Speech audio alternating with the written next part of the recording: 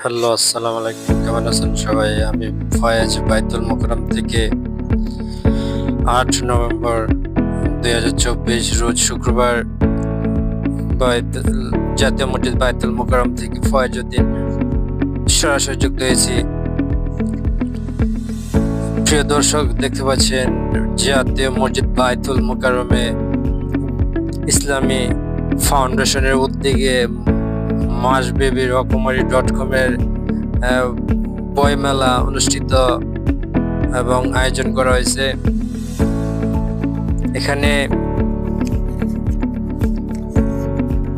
বিভিন্ন ধরনের প্রকাশনী স্টল আছে। এখানে আপনারা বিভিন্ন ধরনের ইসলামিক বই, হাদিসের বই, কোরআন এবং বিভিন্ন ইসলামিক রাইটারদের বিভিন্ন প্রকাশনীর বই